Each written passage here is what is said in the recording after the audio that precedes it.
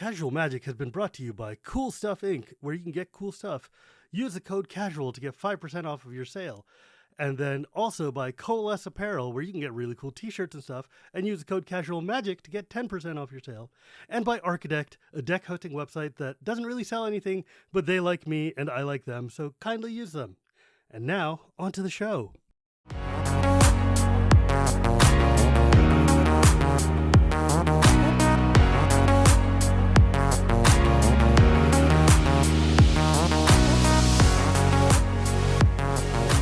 Hello and welcome to Casual Magic, the show where we talk about the fun side of Magic the Gathering. My name is Shivam Bhatt, and Casual Magic is brought to you by Archidekt, Coalesce, and CoolStuffInc. You probably heard the bumper in the beginning. I really ought to stop just repeating myself. I even recorded it so I wouldn't have to do this. I do it anyways. Today I have a very special guest, a dear friend of mine from the far, far north, the golden reaches, the Arctic Circle, the ends of the earth, the flatlands, the oil country, deep in the heart of Canada. My friend, the Spike Feeder Alex, member of the Spike Feeders podcast collective. Yeah, How's it going, bro? I am fantastic, Shivam. Thank you so much for having me on tonight. I'm really Absolutely. excited. I realize we've been trying this for like 8 months or something to have Mhm. you come on my show, but time zones, man. Oh, it's rough out here, you know. Just because I can watch my dog want to run away for 3 days doesn't mean I want to spend that long, waiting for a podcast. But we'll get there. Oh my God. How is the frozen north treating you deep in the heart of Hon- winter? Honestly, as an American who moved up here, I can Oh, honestly right. say I love Canada. Wonderful people, fantastic folks, and having grown up in rural Iowa, Winnipeg is still got that metropolis sheen for me. So, yeah, Man, very good. going from the farming heartland to the Mhm. farming heartland is not exactly much of a shift, man. Oh yeah, no, I really think in a lot of ways that I was sort of built for life in a Chicago or a Winnipeg because I have tried visiting the East Coast, the West Coast, and people out there are lovely, but I need things to be a little bit more slow. But I like good food. I want to go see shows, so something like Winnipeg really fits me. Cool. Are you in the oil industry or is your Oh family no, like no, just no. Growing up back home, we actually still have the family farm. Dad still lives in rural Iowa and all that. We mm, raise beef and all that. But no, I actually work for the local university up here uh, in Winnipeg. I'm an IT professional. I help professors know how to make computers work good. I did that for decades. So Mhm. I know the jam. But I mean, if you had told me you were a public radio announcer, I would believe you because you definitely have NPR voice like locked down, man. It is Yeah. amazing. Now, I like to joke that if you spend 50 grand on anything, you better be good at it. And so my theater degree gets primarily used on better Noah combo videos at this point. I enjoy those videos quite a bit. Yeah. Like that's a good time. Like I think your group, especially since like so my history with spike feeders is effectively I got on the CAG. Now there's all these people from this group that I've never heard of before who are very angry at me for reasons I don't know. Yeah, yeah. and No, yeah, I mean, so it's like yeah. learning about CEDH really quickly. And Oh yeah. your crew, like obviously Jim and you and the rest of them Mhm. were just maybe the nicest voices of a lot of people who were rushing at me. So I found you much more pleasant and fun to listen to. And my son really likes your dice. Oh, yeah, well, I got to be honest. Our merch is fantastic. Clover Alters Madison on Clover Alters on Twitter. Her name's Madison. Maybe the biggest genius I've seen, at least from who I've interacted with in the space when it comes to merchandising. The design she finds, the deals she finds, the way she makes things work for us. I don't know that we could do it without her. To be That's honest. pretty rad. Yeah. So you guys, so okay, walk me through this for a second before, Mhm. because I brought you on today, kind of ambiguously, but we were having a really good pre-con talk Oh yeah. about what it's like to be performers here on this, especially since in the pandemic, most of Oh us yeah. who are content creators, most of us who are like EDH people, especially, we do like 80% of our stuff is basically performance for people in terms of like either putting on web shows of like, I mean, podcasts like this, or like, gameplay videos like what you guys do, or other sorts of that kind of weird fake game. Like Oh yeah. it's not necessarily like we're not necessarily playing Commander for us as much as we're putting on a good show. And I think lately there's especially like when you see especially in comments of things like game nights or whatever, like, oh man, Jimmy totally boffed that play and didn't kill Post Malone when he could have. When all of Mhm. us content creators going, Post Malone has like 40 million viewers. You're going to let him win because that is the Mhm. smartest goddamn business decision you will ever make. You can't end a game that early. You can't No, knock you someone can't. out of a game that early. You just And can't do especially the those kind of guest, things. especially the Oh, guest. especially the guess. Yeah, in my opinion, there are about two reasons that you take someone out of a game early on like that. A, you didn't know what was going on and the rules did it, and you don't have an opportunity to cut. Or B, if you don't do it, someone else is going to get kicked out, and it's going to look awkward when you don't do it. You The have to be way considerate of that sort of thing. and it's gotta be in some epically flashing way.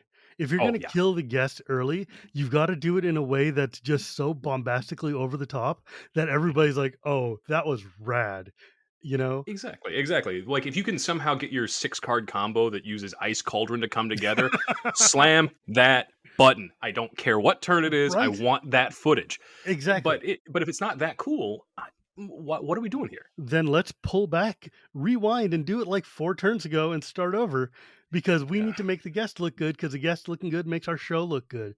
Oh yeah. When Chase came up to visit back in November, Chase being Mana Curves, um, we had to refilm the game we eventually put out on the channel 5 times over Oh, two good days. gravy. Partially for rules problems. To give you an idea, if anybody out there actually watched that game, I cheated relentlessly in the one we eventually put out because it was the best thing we had. um, just because I mean that's one of the other things that people don't realize, especially like in our show. Mm, We almost never touch the decks that we're playing on stream unless they're a personal deck that we're playing that night, mm, I shouldn't say on stream, on camera, because we're always trying to play new brews. We're always trying to build. We're always trying to do something new. And so we're lucky if we get one opportunity to goldfish, let alone actually play a game sure. before we have to do it God, live. I was talking to Rachel Weeks about that and how like this grind forces us to just build deck after deck after deck after deck because you got to Hmm. keep the content mill growing. And you're just like, some of these decks never make it off of paper. You're just Never. putting them there to like throw No. out an idea. And that's why I was like, I can't do the gameplay thing. I need to have that space for me. And I can't Hmm. just have to keep churning new decks over and over again. But god, dude, it's if I was doing a gameplay show like you guys, that means like every because let's be honest, nobody wants. Everybody says, "Oh yeah, we want to be watching the best dockside lines, and we want to see the best turbo nos, and we want to only see the top of the line." And it's like, no, No. bro, you may say that, but the view numbers show that people are real tired of seeing the same deck every week, every week. Exactly. One of my good friends, playing with Power, they get an absurd amount of hate comments anytime Thassa's Oracle wins a game on that channel. And Right? obviously, since they play CEDH on a very consistent basis, Thassa's That's Oracle wins a lot of those games. it. Now, Turns out To is a good card. absolutely. And the funny thing is, for a little while there, they decided, very intentionally decided, to play a bunch of decks at the CEDH meta that don't use Thassa's Oracle. Hmm. 2 weeks into that, what do you think the comments on YouTube were? How come you're not playing the best decks in the meta? Exactly. Where's Thassa's Oracle? So you just can't win. You just No, you can't win, can't. and that's okay. You just have to pick the people that you want to cater to. You have to decide on what your show is going to be, and you stick to it. And one thing that I think people don't quite understand is that when you're making these shows, you've got two audiences you're aiming for. There's one that's like the audience of the people who are going to watch you week in, week out, and they're watching the new video the second it drops.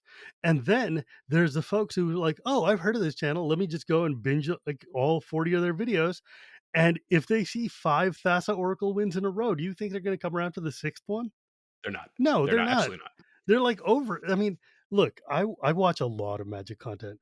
Like Mhm, everybody's like, "Oh, shoot, you're the Commander guy. Why are you watching that?" I'm like, "No, I like to play Commander, but I love to watch everything, right? mhm. Because a Magic player loves Magic, not just." Exactly. I was actually when I was talking to Mengucci, I was like, "How do you not keep this? How does this not get stale for you?" And he's like, "Because when I get tired of playing Standard, I play Pauper. When I'm tired of Pauper, I play Commander. When I'm tired of Commander, I'll go back to Cube." And I was like, you're like a farmer who's just like, rotating your Mhm. crops. He's like, yeah, that's why I enjoy Magic all the time. And I'm like, teach me, guru. You know the way. Yeah. But when I'm watching, like, I watch a ton of Magic content and I watch a lot of videos and streams. And the streams that I will not watch are the ones where people are just like, all right, well, I'm going to be doing, 16 standard leagues to test this deck out. Kind of like, that's Mhm. after I've seen one, I don't need to see another Yorion combo deck or whatever the hell is going on. Like, that's boring. Limited at least changes every 3 rounds, right? Like, Exactly. And so I actually have just started getting back into streaming Arena after I've rebuilt my computer and actually had some time and all the other stuff. And the first thing I said to myself is you need to have minimum 5 competitive decks that can play. Because if you play more than, maybe 10 games with them, first of all, I'm going to be bored. And second of right? all my viewers are going to be bored.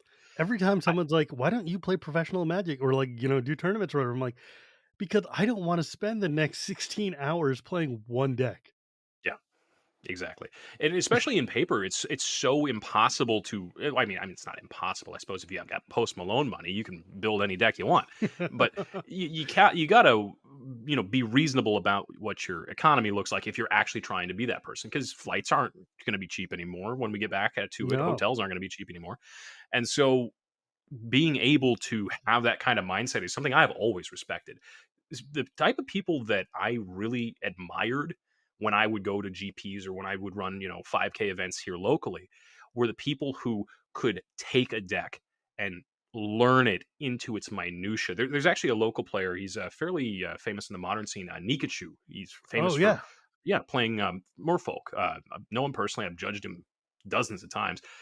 Wonderful guy, knows exactly how to play the matchups, knows what he's doing, could answer basically any question about almost any deck, but he only really ever plays Merfolk because he's got 10,000 hours in it. I don't know that you could pay me to get 10,000 hours in any deck.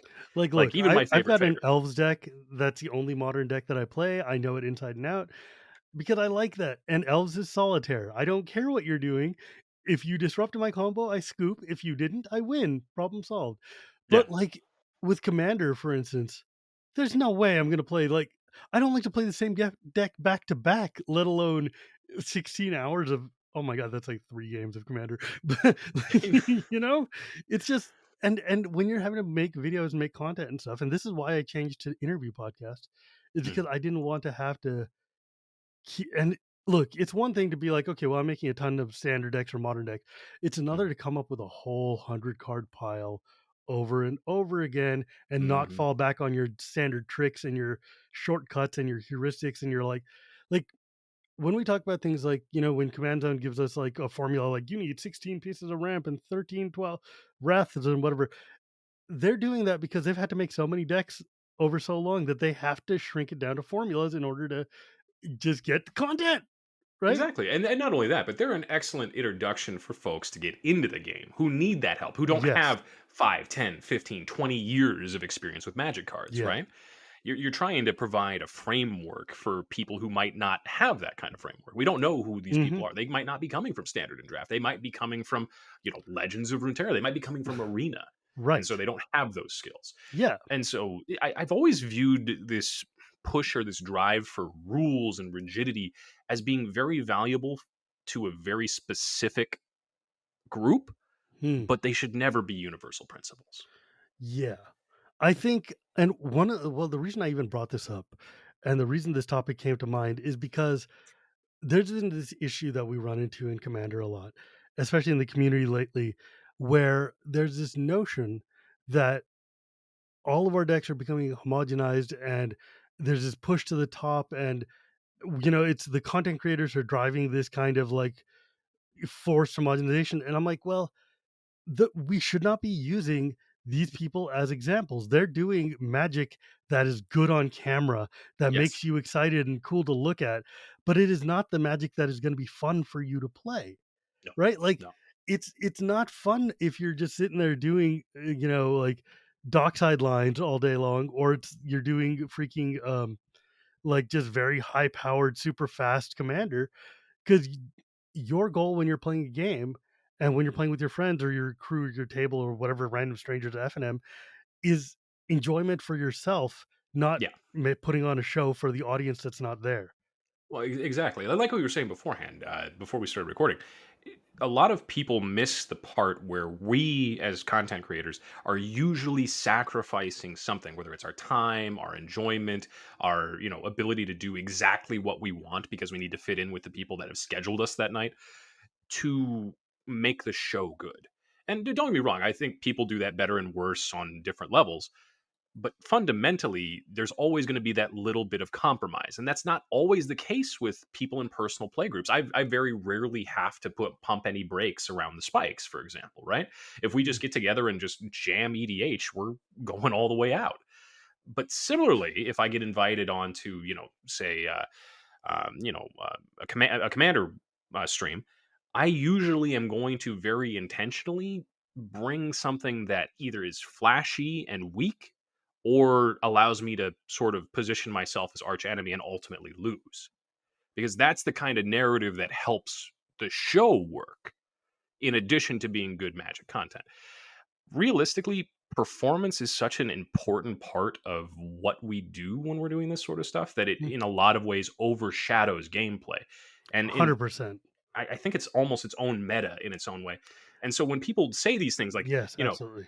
nitro casual is a result of content creators, don't get me wrong. Is there some blame to be put there? Maybe, because a lot of the stuff that some people do is strategy based, and here's the philosophy for deck building, and it does happen. But ultimately, I think that's just folks shortcutting the communication aspect of what makes Commander work instead of really Yes, yes, yes. any specific thing that a creator does. God, that is the absolute truth. And I think so many people like to use these crutches almost of Mhm. like, oh well, I saw such and such a creator was playing like this hardcore deck, and so everybody's doing it. I'm like, but I feel that I mean, no, that's really just not like that's not sporting for me to say necessarily, but at the same time, it just there's this we the biggest problem we have in Commander is 100% issue of matchmaking. Okay. And by that I mean people want different things out of the game, Mhm. and because of who we are and what we do, we don't have a way or a language with which to communicate that. And all these rule zero conversations that are happening right now, people are trying like different ways to see what actually will work, and we Mhm. haven't found it yet. you know and we're Yeah. because like the biggest problem is that you're sitting down and you all think that your deck is a seven, but we don't know what that means versus What's a what 7? versus I've what. heard so many different answers. A couple of months back, I had a series of tweets where I was really trying to get a sense for what does casual mean? What does a game look like to you? What are things that you never want to see? And basically all I found out was everybody wants what they want and nobody really knows what anybody else wants. And that's understandable. Empathy's hard, communication's hard. Nobody's trying to sit here and say you should be, telepathic and know exactly what's going you on. know yeah, go ahead. But at the end of the day, the thing that keeps coming back to my mind is a big part of the reason, from my perspective, why CEDH works and gels as well as it does is we're very specific about this is what works here, and if you want to try and bring something in, you're allowed to, but you're probably going to lose. CEDH feels to me more like any of the other standard formats that WotC puts out, in the Hmm. sense of like, when you play a modern game, you have an expectation of what modern is. You know what the decks are going to be, roughly speaking. You at least know the card pool. You know that you got it all here to do a thing. There's no hard feelings. We understand what we're here to accomplish. It's a If you true bring meta. right, CEDH takes that methodology and applies it to a Hmm. format which is, uh, by its nature, super nebulous and really open to being able to do what you want. Yeah. And I think what that does is because the joy of Commander is the exploration, is the fact Oh, that there's infinite 100%. possibility, the fact that all of us can do anything we want. And but that nebulousness is also the weakness, because it is so nebulous. It means that I can do things like have a Jedit Ojan and tribal deck, for all those white blue cats out there, right? And Hmm. then you can have your Thrasios and Timna, and we're playing the same game, but we're not playing the same game, right? Exactly. And Exactly. it's that like at least CEDH gives a framework that people that narrows the pool down, gives a focus and gives a direction that people can sit down and understand what's going on. And it took me a long time to get to that point to be able to even say that and understand Yeah. that this is like, oh, it's not that these guys are here to crush us. It's that they've figured out a boundary within which they want to play. I have never had a more boring game to watch, play, or listen about than a game where someone who's brought a CDH caliber deck and not played against other CDH caliber decks. It's just Right. It's pointless. I mean, a CEDH, let's be honest, one of the things that is CEDH decks are strong, but they're strong in a very specific way and Mhm, built to target a very specific way. Like your dockside in a CEDH game is going to get you 38,000 treasures. Your mhm. dockside in a game against me and a handful of other scrub tiers will get you like four, If right? that, if If that, that. and well, and my CDH decks are full of all sorts of awkward tech because I'm not trying to run blue, and so my answers for Thassa's Oracle are things like Gaia Reach Sanitarium, Ooh, there's a card. right? Like I'm running a main deck endurance stuff like this because I have to have a way to cut that combo up. And Yeah. what's that going to do against your Yeah. soldiers deck? Right. Like Nothing. I'm just going to have a whole bunch of like 12/12s and you're going to be like, well, I can't stifle that. And I don't even have a wrath because the only wraths we run are things like Fire Covenant because we're primarily trying to blow up dorks, Right? Right, right? it's I remember when I first met Jim, he was telling me like, "Shivam, your deck with a random 4/4 will run over my CEDH deck." It's why. So recently, and I think this is sort of going towards the point where you can sort of see the same types of behaviors in a lot of different communities. They just express different ways. Recently, there's been a couple of different decks, Oh, Winota stacks that, I should pause for 10 seconds. yeah, Audience, if you don't know, the Spike Feeders are a group from Manitoba, from Winnipeg, Canada, that's and fine. what they do is, from my understanding back in the day, they're mainly would put on a lot of CEDH videos, which is why we're talking about CEDH. Yeah. I should have actually done the intro 20 minutes ago, but like you guys do a lot of videos on YouTube and Mhm. podcasts and things, and I enjoy you a lot. Obviously, my colleague Jim on the CAG is one of your members. Yeah. But yeah, so you were saying? Oh, so what I was saying was, there's been a sea change Mm. in CDH where, and I think actually Rachel, when she was on, I was listening to that episode. She also mentioned Winota. Mm. Winota stacks Winota is real aggro good. actually wrecks shop in CDH right now. Dude, Winota is one of the funnest commanders that has come out in the past 3 years. It's so flavorful and so good. It is It is busted. It is one of my favorite completely cards. busted. Oh, That card is mm. broken in 3, and it's just like Oh yeah, they figured out a way to make Boros combat into something really invigorating and weird, and it's right? so cool. Oh, it's like I said, maybe one of my favorite. It's not my favorite design. My favorite design out of the last year was Alibu Ancient Witness. Alibu. Man, all Oh, 3 of the commanders that came out of that Boros, I mean, that whatever not Boros deck was, yeah, are yeah. great. Oh, Um, Osgear top Osgir tier. is like Mm, Osgir might be the most popular commander of last year from what I yeah, remember. yeah. Like, that He's card is just good. they really have started to figure out up at WotC what people are looking for in terms of quality, flavorful commanders. And I'm really excited for how things go as we get deeper in. The casual play design team is something that I think is a really good thing for them to be focusing on. Um, Yeah.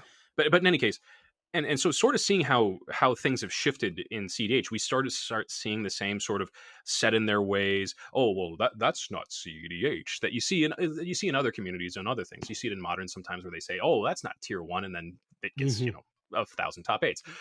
And so, Like, the first time that somebody shows up with Death Shadow or, actually, the one that I think got me was, like, the first time somebody showed up with, the primetime deck that was all about, putting out a bunch of lands and bouncing back to your hand and then, mhm.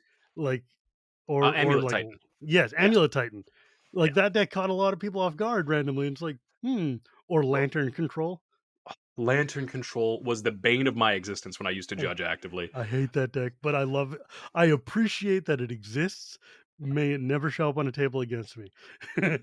I gotta be honest. One of my least favorite things as a judge was having round over round times go into like the hour and 20 minutes because someone's playing Ugh. lantern control and turns is 15 plus minutes. Like, Right? come Like, on. yeah, you can't even be like, okay, you got 5 turns left. Okay, well, that was 3.5 hours ago. Oh my god, right? Like it's almost as bad as some of the investigation time extensions you end up with at GPs, where you've got negative 50 minutes on the screen and no one knows what's going on. But Or like, when I think the classic one was it Stanislav Sivka's eggs deck in the finals at one yes, pro tour, yep, yep. where it's just like, all right, well, we're here for an untimed round for the next 3.5 hours. Good luck. I always used to joke with my top eights and my finals, like, you know, it'd be a real shame if we all got to go home for dinner because y'all split pricing. You know, But yeah, it's not encouraging anything, right? But no. but Um, yes, you were yeah. saying. But in any case, actually, the spikes and I just more generally over the past year have sort of we're not exclusively CDH anymore. We've sort of developed our own internal sense of what we actually like, Hmm. and a lot of us are a lot more interested in what we've called the spice tier, where Hmm. it's not really CEDH. It's a holistic concept that doesn't rely on a two card combo, that isn't stacks, that is trying to get there between turns 6 and 8. So it's got all the fast mana, it's got all the tutors, it's got the consistency pieces. It's going to go as quick as it can, but it's usually something like Angel Reanimator. It's Hmm. something like a, uh, Isn't it wild, by um, the way, that yeah. angels end up being such a stacksy deck by default? Oh, I love playing with big beefy creatures that just say, "Oh no, no, no, it's okay. You can still do things, just nothing that affects me." Love that in a deck. My favorite thing. Hate bears is exactly what I'm looking for. Um, but in any case, we've really relied on our community for that, and a lot of our patrons have submitted us, these really inventive decks. Elliot fell in love with, I can't remember the full name of it, but it's got Academy Manufactor in it, and it clones Oh god, I Academy love that Manufactor. card so much. And it's like something like, boy, do I love taking game actions and making game objects, and it's just an absurd pile, but it's very consistent. It has a lot of redundancy to it, and it creates fast games, right? Oh my god, dude. Academy Manufacturer, I had in so I have my treasures deck that I've been working on for quite some time, and, I was playing it the other day, and I got out Academy Manufacturer, I got out, the, Reckless Fire Weaver, and then, like, you know, Yep, Dockside, and it's yep. suddenly like, "Sure, everybody takes 36 points of damage, let's go." Oh gosh, Oh, it's but so clean. yeah, one of our other friends, Stephanie Quad Nines, Mm, Quad underscore 9S on Twitter. Um, she put together this Magda deck focused around Maskwood Nexus. mm. And Jim played it on the channel, and I don't want to I spoil the love episode for Magda. anybody. Oh god, I remember this deck, and I was Yes. so excited because I saw the list, and I was like, "I need to build this yesterday." Oh, it is so much fun. It's very aggressive. I would be very surprised if you're able to get into the Masquid Nexus that you're not winning with that deck by turn 8. But at one point, Jim was literally just tapping 5 random creatures and fetching any random creature out of his deck because Masquid Nexus is fundamentally a broken card. I just love it. It's Dude, this sort of stuff that just makes the zeal for the game come back for me. Maskwood Nexus is one of those cards that everybody's like, "Yeah, look, you can play it and, like, it'll make your tribe better." I'm like, "No, I'm a tribal purist. I need to have like, everything on there's gotta say soldier or zombie or something." Mm. Maxwood Nexus, I think, is great for things like this. I love it in a Magda deck where it's like, "Go fetch a dragon." Oh, it turns out this Juggernaut's a dragon. Whoops. Or like, Oh, this tribal Perforos out of the tribal. forge is definitely a dragon. God damn it, that's messed up. Yeah, Uh, yeah. but one thing though, and I had this brainstorm a couple of days ago or yesterday or whatever as of recording.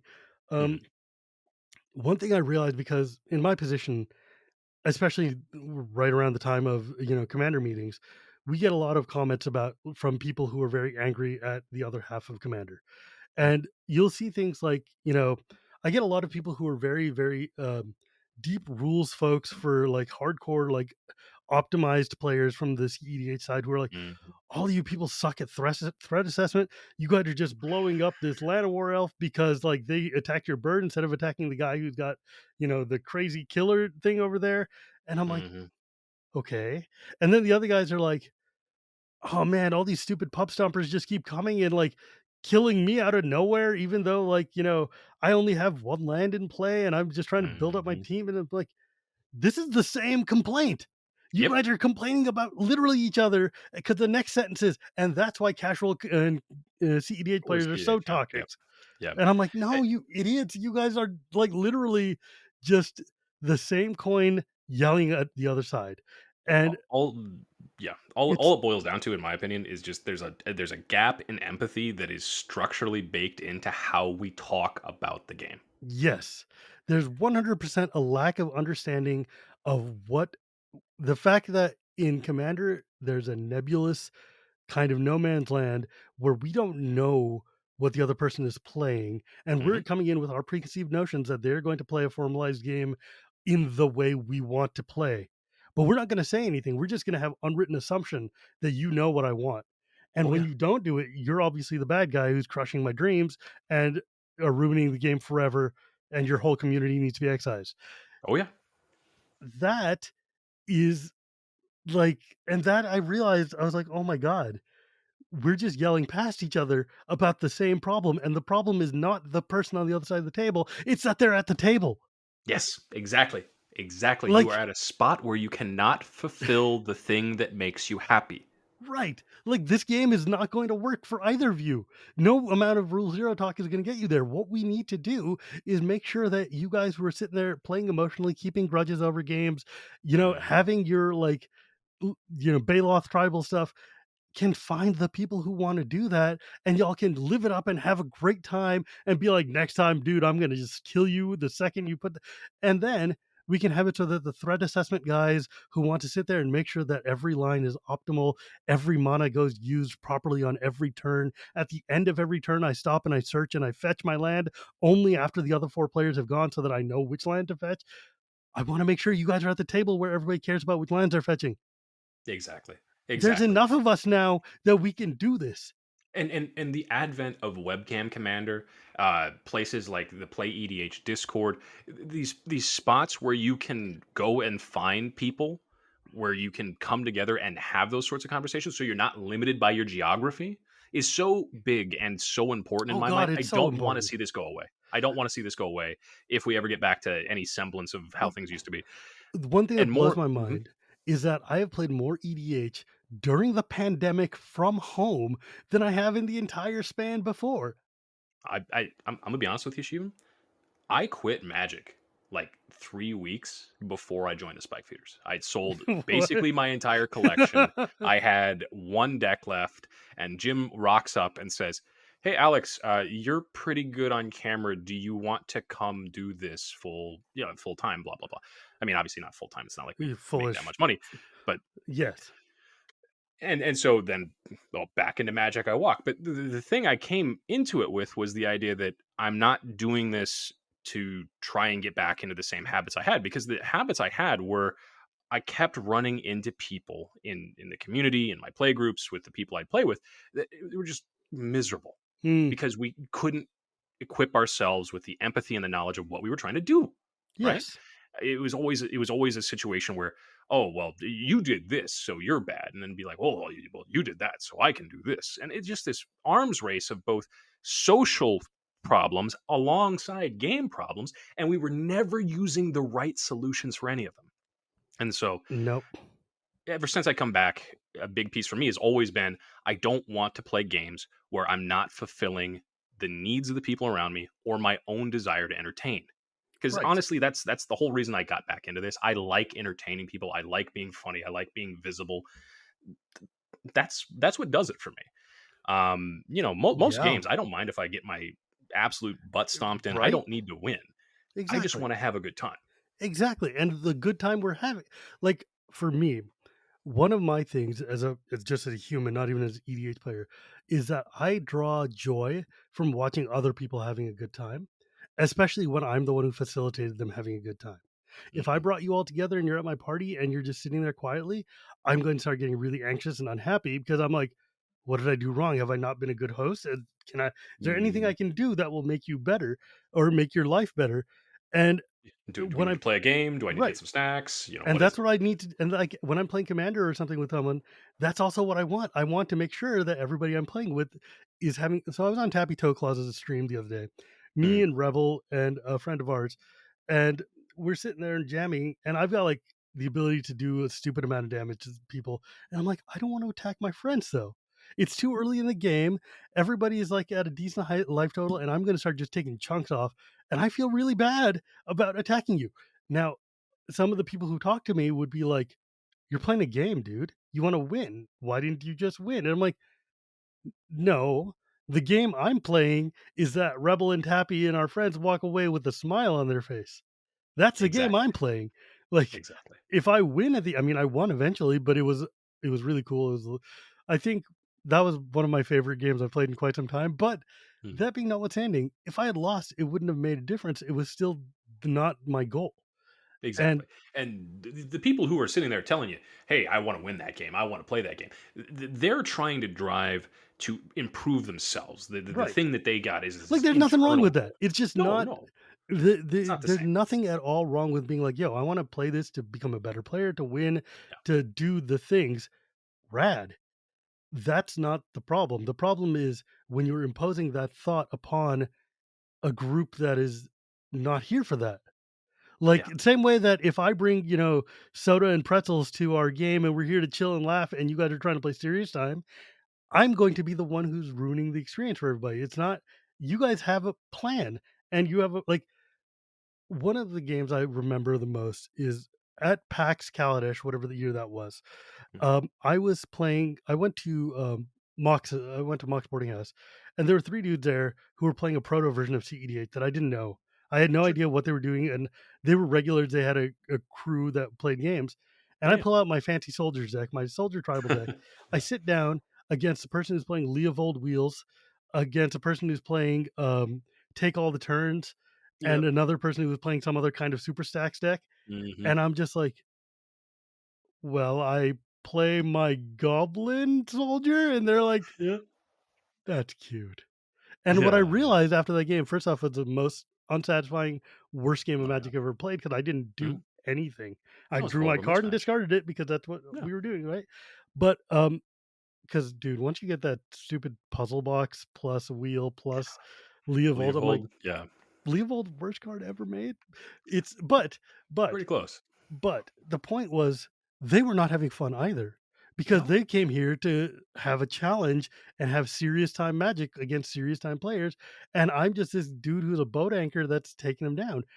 And I used to think, I'm like, oh, look at these jerks totally ruining the night. And I'm like, no, I was a jerk ruining their night because I sat down at a table without understanding what I was doing, what table I was at. And I just brought, clown shoes to the ball. And it's Mhm. like, oh, that's on me. I mean, it's Yeah. taken years of introspection for me to get to the point where I'm like, "No, dude, it has to be a balanced game for everybody." Well, If and that's the thing. It Yeah, takes a lot of empathy to get it's there. about reading the room. It's about Yeah. reading the room, right? And being like, "Yo, if everybody wants to have a serious game, then I've got a serious deck and we can play a serious game. If we wanna Exactly. have, like, Tappy Toe Claw's shrieking hyena time, then I'm not gonna bring a serious deck." You mean Right? Like Wednesday? Yeah. right? I mean, you've seen her stream, you know Oh, exactly yeah. what Oh, yeah. Tappy Toe's shrieking hyena time is. Um, but From my perspective, the biggest thing that I've noticed is, well, ever since getting into content, I've had to sort of put some of my other hobbies on hold. And I used to be a DM, like once a week, always trying to find a group, always same. trying to get people together. And the thing that my other DM friend and I were talking about a couple of months back, when I was sharing some of the frustrations that I had, with how CDH players talk about things, because good lord, does sometimes I just go, "What are you doing? Stop it!" We came to the conclusion that rule zero in a commander game is just a microcosm of session zero for most tabletop role playing It is sessions. exactly that. It's about figuring out, is this party the party that wants to do really crunchy combat? Do they want me to put in puzzles and traps for them to solve? Are they trying to overcome the mechanics of the challenge? Or are they a soft skills party? Do they want political intrigue? Do they want mystery? Do they want an overarching and sweeping story? Do they want a lot of time to sit around the campfire and talk about what's going on? And the same types of things happen in Magic. The thing of it is, though, is in Magic, it seems like, and especially in Commander, I should say, it does seem like there is almost a predisposition to saying power gaming is bad or role playing is bad or any of these other qualitative statements about things when really you're just trying to ask yourself, how much of combat do I want? How much of role playing do I want? How much of backpack simulator do I want? Because believe me, there is somebody out there that likes that. It's not me, but I like Uh, stacks and a lot of people don't like stacks, right? Man, we could talk about tabletop all day long as a lifer Oh, DM. But because that's exactly right. Like my wife, for instance, played D&D with me for like 8 years or something. And her mhm, whole goal was that she liked to sit there and listen to the stories that we would tell. She'd play along and join and do things, but like she didn't care about optimizing her character or doing the combat or whatever. She just wanted to follow along with the story because she loved mhm. listening and playing and doing the story part. And then one of my friends, and like when I'm doing a D&D game, I am not a dice fall as a May DM. I am a DM who is like, if this is going to kill you and it's not a good time for you to die, I'm turns out that dice had +6 on it and you just didn't Yep, know. yep. And like it's rolling behind the thing. As long as you heard the roll, it doesn't matter what the number is. I can say whatever I need it to be. I am more than happy to break every rule and make it up as I go because we're in the story and I want you guys to feel like you're the heroes. And there are times when it's like, "Oh, but you're taking all the tension out of the game and people have to be able to die." I'm like, "Look, No, no, no. when it comes down to the combat part where they need to die, they will die. But I'm not Absolutely. gonna let you just die to a random zombie attack in the middle of nowhere. Sure, take No. some damage or something, but like, come on. I don't wanna waste my time and your time re-rolling a character." And then there's other people who are like, "No, we gotta play that way because if you don't, I don't feel like I've got investment in the game because Yeah. I'm not I value judging my ability to strategize and do tactics and play my role so that I can live through this." And it's like, this is just a fundamental different way of approaching. There's not a wrong here. It's just we need to make sure that the game you want to play and the game that I want to play are the same game, or we're not going to have a good time. Well, and that's fundamentally what it comes down to for when I sit down and I get ready to DM a role playing party. The first thing I ask is, how often do you want to fight? Mm, Because usually from that answer alone, you can sort of suss out who's confident in the rules and the mechanics, who's not confident in the rules and the mechanics. But regardless of what folks answer, the sheer fact of it is, no matter how much they like the wargaming aspect of it, everybody at the end of the day wants a little bit of magic to happen. They want a little bit of a moment to come through. They want that little thing that they didn't quite think was going to work to yeah, work. right. Not Like, every time, but they want it. yeah, it doesn't need to always. I mean, look, I fully believe in the rule of cool, right? Like I fully believe that if you come up with and tell me the grandiose way that your gnome is going to run up the wall, grab the chandelier, and swing across with the cutlass in hand, lop off the head of the ogre, and then flip over. Yeah, I'm going to goddamn let you do that. Are you kidding me? Like, of Go course for it. I Roll would. me a Why wouldn't 19. I? Yeah, Like, exactly. that's going to be the best thing in the world. Like, if you are invested in telling me a cool story, I am invested in making that happen so that we can have an awesome story later. Mhm. And like there are times when for the tension you want to roll that dice in front of everybody and you want to be like, "Look, man, it says 18 right there. I'm sorry." Mhm. Whoop. Yep. And that's That's how it awesome, goes. but it's you got to pick your spots in the types of games. Like I remember um early on in my campaign, my Mhm, wife and I drove up to Seattle to go on vacation because I had a lot of friends up there, especially friends who worked at Wizards of the Coast at the time. I was mhm, not a Magic player at that time. That was my interregnum years. I was hardcore D&D and Dragonlance dude. And one of my Dragonlance designer friends invited me in and gave me a tour of the building and everything. I went out to lunch with like Stan and Monty Cook and James Wyatt and a bunch of other mhm. people who were like mega designers. And we're sitting there, and I'm like, "Yeah, man, I haven't like leveled up my party in like a year and a half." And everyone's like, "How could you not level them up in a year and a half?" I'm like, "We haven't gotten to it. We've been just having a great time. It's fine. The game is going great." And they're like, Sometimes "You're level supposed 6 to just level works. every 4 turns." I'm like, No, "Oh, man." We'll no. level up when it's we level up during story moments. When you beat the Mhm. epic dragon at the end of the dungeon here, you level up, and then we move Yeah. on to the next arc, and you level up, and you so on. When you're in the game that I when the way that I structured it, it Mhm. flows, it feels right, and it feels like you got to the end of a chapter, you've leveled up, and you're ready for the next adventure, as opposed to like the D&D 4e 3e way of like, okay, Oof. well, we had 3 combats and a talk, it's time to level up, and I'm like, Yeah. turning Yeah, this not a into a fan of that at all. formula is not the way. Well, and there was something I was talking with one of my friends. I only play in one D&D campaign. Well, I shouldn't say D&D campaign. It's actually Pathfinder 2. But I've played Pathfinder's Pathfinder. D&D, don't lie to yourself. Yeah. Um, but I actually play it with a senior digital designer from Paizo, Mm, like one of the guys that lives here in town. and I'm in his personal home game, and we were joking around the other night.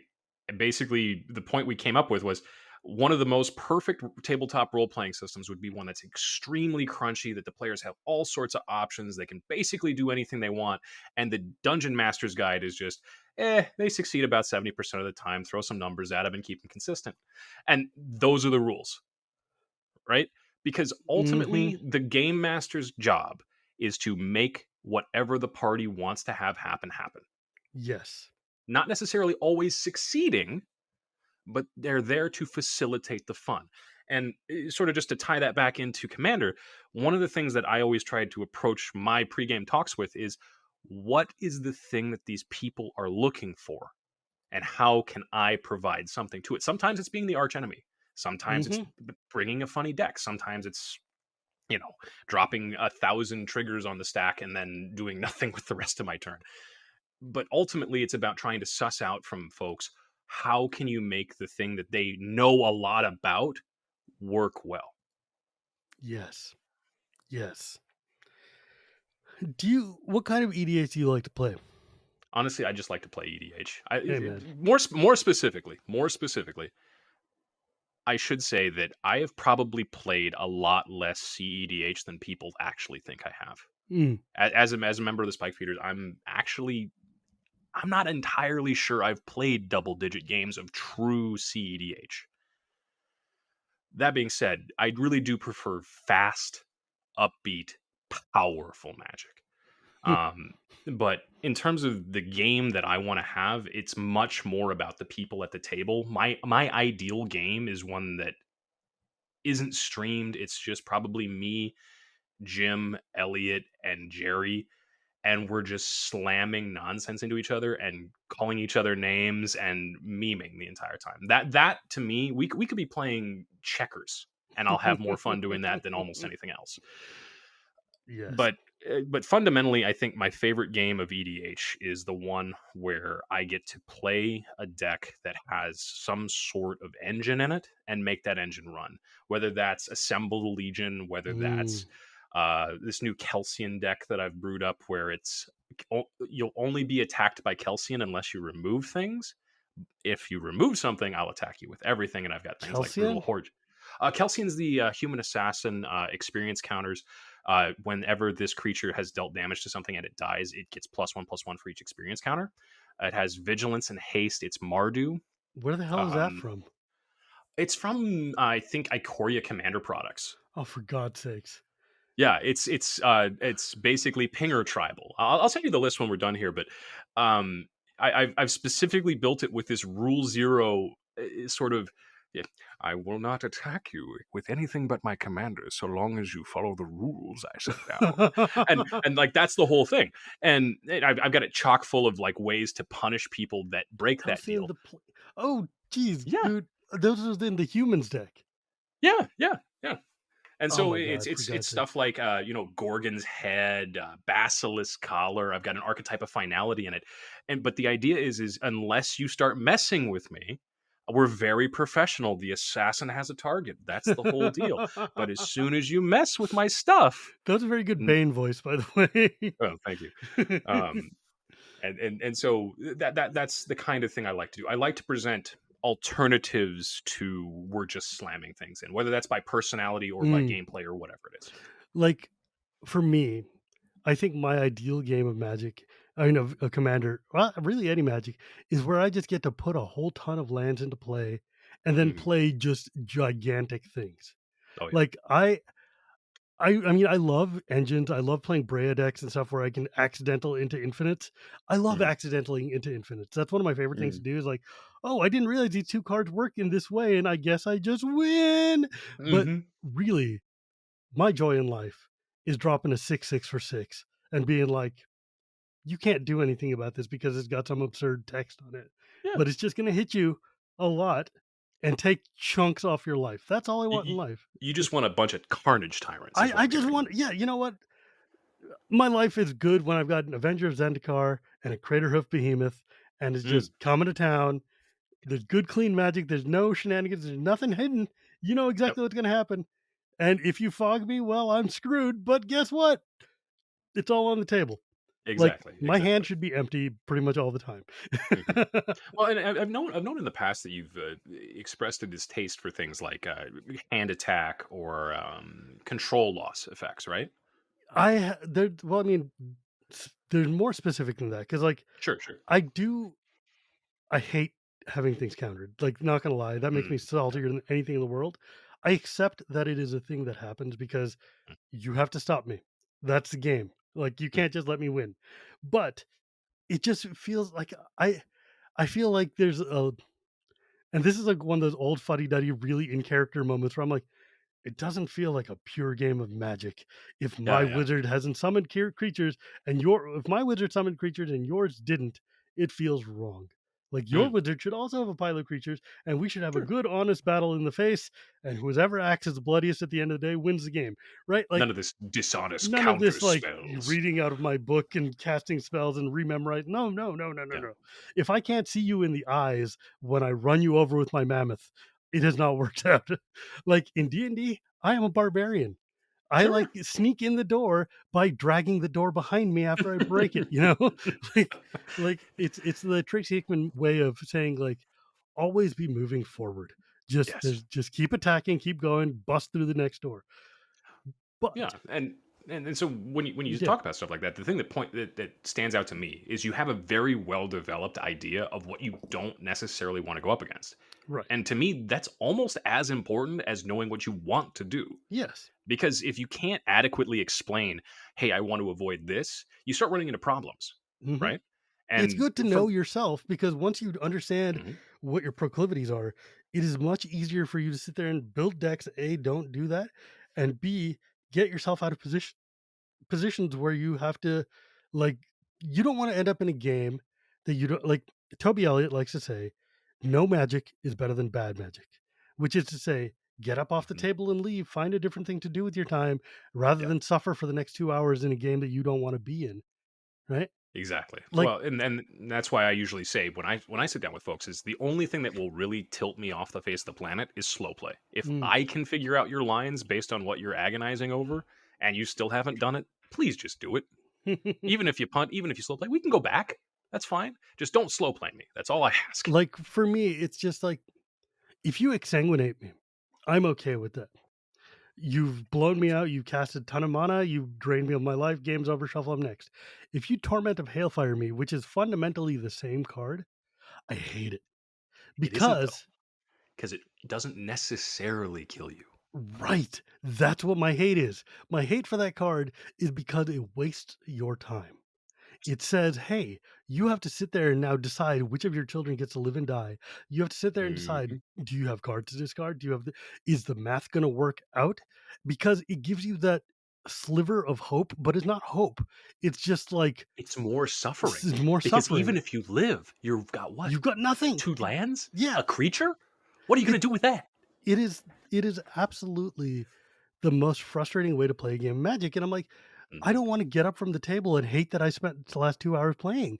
I want to enjoy it. If you kill me with like anything else, if you even kill me with like a freaking just Archon or like that Yeah. stupid, like, drain my life infinite combo or, any number of just jank 2 card combo, Heliod and Walking Ballista.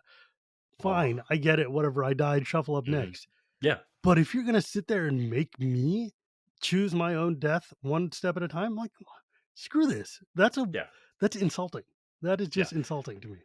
Well, Um, and that's just it. Yeah, a lot. One of the things that we talk about a lot on, especially the Better Know a Combo series, is mm, how to prevent things before they get there. And one of the major reasons we started doing that is we kept hearing people say we hate combos because we don't know what's going to happen. We hate combos because we don't know how to stop it. And we thought to ourselves, well, we know how to stop those things. Why don't we tell people? mhm, But fundamentally, the one thing that we never want to feature are non-deterministic combos, hmm, because I can't speak for all the spike feeders, but from my vision of what we're trying to do, I don't want more people doing thousand year storm. Maybe they work, maybe they don't. Lines. I don't want people taking effectively paradox engine turns. Right? ugh. I love Paradox. People like, why do you hate Paradox Engine so much? I'm like, Paradox Engine is one of my favorite cards ever printed, but I respect the other three people at the table. Yes, if I can sit at a table, me with the knowledge I have, and not finish a game, not even finish the game, not finish my turn in 30 minutes, and not be able to tell you whether you're dead or not, Oh my god, something's dude. wrong. I was playing Something's against wrong. a guy who had Karametra combo once, and he was just going off, and his turn took literally 45 minutes. Oh And I'm my god. like, I no, this is not okay. This is not okay. And Mhm. like, I don't care how much I love that deck. I don't no, this is stupid. Um, and that's the problem with Paradox Engine. Paradox Engine is one of those cards that makes me wish that there was a good player versus enemy, player versus AI mode of Magic where I could Right. just do all this heinous stuff and not feel bad about what I'm doing to the other person's time. And Well, yeah, and I remember somebody there was a team that was working on a project like that. I don't know if they're still doing it. I can't remember the name of it, but it was essentially like these narrative driven EDH games essentially, mm. whereas multiplayer versus Oh yeah, an I've arch seen things enemy. like that. There was like one where it's like the bad guy's a dungeon that you have to Yeah. go through and solve, or like you're fighting against a zombie horde. And it's like in Hmm. those cases, yeah, it's like it's rad. Or Yeah. like if you're playing out in a game Play of some arch busted stuff. enemy Yeah. and you Oh. know, like, okay, there's a point here. Mhm. But I don't know, have respect for your other players. And that means both finding a new table that you should be sitting at, and then once you're sitting at the table, treating the other person like their time is worth something. Yeah, You and know? I think the other major thing that I think really helps engender that is remembering that if someone's complaining to you about either your own behavior or behavior of someone that you empathize with, remember that they're saying this because they've had a bad time. People don't just wake up in the morning and go complain about like traffic lights for no Yeah. reason. People wake up and address problems in their life or things that they're being unfulfilled in. Mhm. And fundamentally, whether you're CEDH casual, nitro casual, play at home, what it doesn't matter. If people are coming to you and bad mouthing what you do or the type of person you are or the type of magic you like, it's because they've had an experience where they suffered as a result of those things. Mhm. And from my perspective, that's something that should be empathized with up until the point where they start trying to actively harm you. You should Right. be asking them questions. Why did that happen? What did you do? What can we do different? And really, I think if just everybody spent a little bit more time asking themselves, how could I help this person? I think a lot of things would be a lot better. One of my core mantras is that you are responsible for the happiness of the people at your table. A lot Yeah. of people get on my case like, "No, I'm sitting down in a game. Their job is their job." I'm like, "In a tournament, sure. But when Yeah, we're sitting here and you're in my house or we're at a game together or we're in the store or whatever, my actions determine how good your day is going to be. Like exactly. my actions are going to tell you whether those next 2 hours of your life are going to be fun or are going to be just a misery slog that you go home and say like, I don't ever want to do that again." And I am responsible for making sure that we all understand that when I sit down, this is what I'm bringing. And if you're not going to have a good time, let us figure that out now so that I don't cause you to have a bad one. And it's it's like there's this idea that oh God, what did Toby say? Toby is a wellspring of just amazing, like pithy ideas of Commander. Hmm. But this notion that like by sitting down, we've made an agreement that we're going to be hanging out for the next hour, 2 hours, and we are going to try to enjoy this game together. It is on us to make sure that everybody is understanding why we're here and what this enjoyment means. That's all I'm And saying. yeah, absolutely. And to me, one of the reasons that the CDH community is so against don't go pub stomp, don't provide resources for pub stomping, don't be a pub stomper, is fundamentally if you're the type of person who doesn't want to think about the other people, who doesn't want to have that conversation, who doesn't want to modulate their play style, come play CEDH. We will play you. We will play you hard.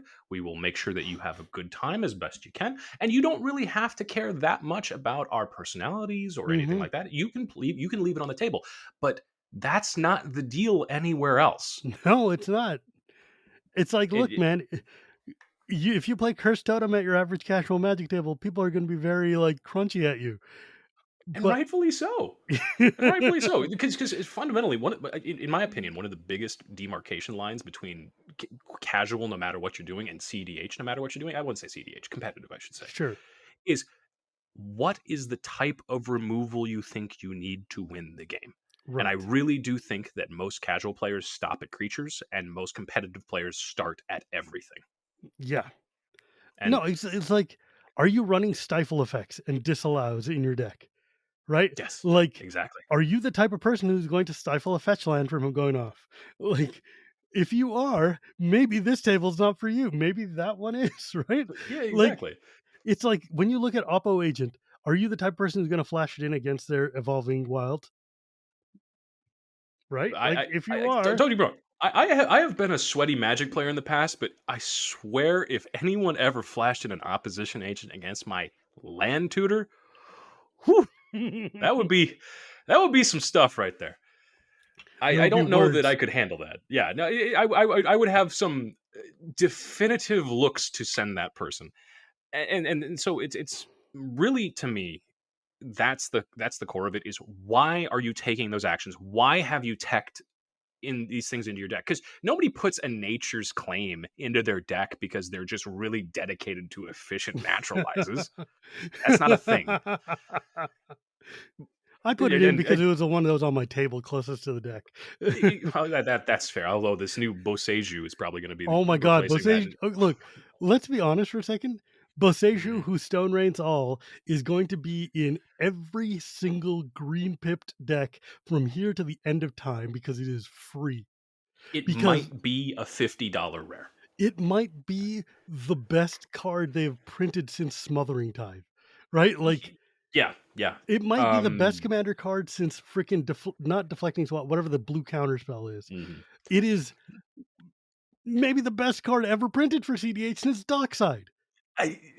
It's actually going to shake up the CDH meta a lot, we think, because inside a rule of law, right, which is a major factor in the format currently, because you have to stop people from casting multiple spells. When you're resolving your ad nauseum, if you can find this Boseiju and pay for it, you can remove the rule of law on the turn you're trying to go off Oh when god. normally you can't You can blow up because their it's a breach. yep, Dude, yep. that card is gross. And everybody's like, yeah, but it lets them get any dual land or triumph they want. Who cares? Who No one cares? cares. No one cares. No, You can have three triumphs. Go ahead. Like, I'm still gonna win.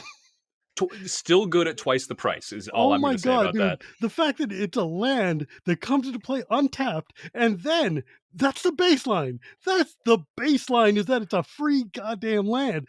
And then you can channel it to nuke an artifact, a land, or a non-basic land. So screw your cradle, screw your Maze of Ith, screw your underworld breach, screw your whatever. And they Yeah, get to get the land. Who cares? I have ruined your life with this card. It is and for two free in mana, maybe one mana. it is No, free in every goddamn green deck you're ever gonna yeah, yeah, play.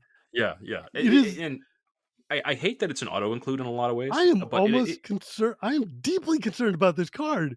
yeah. I Like, mean, green did not need this. I don't know that it's the same level of threat that Flash Hulk was back when that was a huge problem for us. But this is the type of card, at least in my opinion, it's early days. It could turn out to I be mean, look, absolutely worthless, but it is still preview season while we record, yeah. so we are full of hyperbole, but holy crap. Holy Can we crap. can we talk about Jim's jellyfish child real quick? Have you seen that card? That card looks hilarious. What a weird thing. It's a jellyfish, it's an equipment. It lets you look at the top of your library. What are Okay, they doing? It's so it's so nuts. weird. where's the Ah, exact wording on this? Okay, oh yeah, so the reality chip. First off, the reality chip. Come on, that's the best name you could come up with. Okay, one in a blue for an O4 legendary artifact creature equipment jellyfish. Legendary artifact creature equipment jellyfish. That means this can be in your command zone. I gotta be honest. Legendary creature equipment jellyfish sounds like a TikTok audio. It sounds like a password. Oh my gosh! Please don't change your password to that. This whole episode will ruin it for you. Yeah. God. So, and then it's like, okay, you play this thing, it's an O4 wall. You can look at the top card of your library anytime, and then you can reconfigure it, which is a new keyword that basically turns a creature into an equipment. As long as it's attached to a creature, then you can play lands and cast spells from the top of your library. So it's like a future sight for 4 mana or 5 mana or something. A turn Mhm, three, it is if you turn one play that stupid investigate crab. Turn two, you play reality chip. Turn three, you mhm. equip reality chip onto your crab, and now you can And just you just jam start, off the top of your deck forever. I say, eighth card constantly. It is Seems great. that card is stupid. That card is stupid. I'm just so excited for the rest of the set, and Holy just crap! This set looks amazing. I gotta say, whoever at WotC made the decision to do the entire story prior Thank to you, spoiler God. season, this was amazing. The literal only thing I wish they would do for future sets is please let the community be involved. I don't want a card spoiler anymore. Let me spoil a story element. Let me make a video describing what the streets of New Capenna are like. Let me make a video talking about how Dominaria has come together in the aftermath Oh of God, all of these disasters. I, I feel like we're gonna do I that couldn't care. anyways. Oh yeah, I have no desire. I shouldn't say no desire. I have very little desire to spoil a card anymore. That is what I want to do. I want to be part of that process because that just makes my creative juices just go into overdrive. As a Vorthos, this is so good. This set is so cool. Like I was super hesitant at first, but now Mhm. everything I've seen, I'm just like, oh, this looks And the fact that It's they gave me modified the new keyword, which is everything Shivam likes as one keyword. yeah, yeah. Counters and auras and equipment. Oh Equipment, my, encounters, and auras. That's all I want in life. Let's yeah, go. yeah. Um, oh gosh. But you know what? We have crested the hours. This has really Oh, been a great conversation. Um, so we should get to the plugs part. So tell us, my friend, if people want to find you, where can they find you? Where can they find your stuff? absolutely. Well, like we mentioned a couple times throughout the show, I'm a member of the Spike Feeders, so we're an EDH primarily content channel. You can find us on YouTube at the Spike Feeders. If you happen to be into Flesh and Blood, which I know this is a Magic podcast, but we also have a channel for that. Fun new game, very competitive. If you're not finding the joy in 60 card Magic, I would really suggest checking it out. It scratches a lot of the same itches for us. We've got a channel for that. That's Spike Feeders Fab on YouTube. Me, I'm Spike Feeder Alex. You can find me on Twitter. I stream quite a bit. I do a lot of tweeting about both jokes and philosophy stuff on occasion, but I'm trying to do less of the philosophy stuff because it sometimes makes me sad. And if you want to ever get a hold of any of the other Spike Feeders, you can generally find them in our link tree. That's linktree/the Spike Feeders. Awesome. And as always, my friends, you can find me at Gearboy Gears. You can find Casual Magic anywhere podcasts are sold or at Cool Stuff Inc. or now here on YouTube. I also have a Patreon. I have all of the things. And if you guys have any thoughts on the YouTube channel or how it's been going, please let me know. I would love to edit and grow from there. As far right now, we've been basically putting up new episodes as they come out, and we're working on filling the backfill. I've got 100 episodes. It's a lot of stuff to get up there. Um, but we're working on it. But remember, my friends, it's not magic without the gathering, and we will see you next time.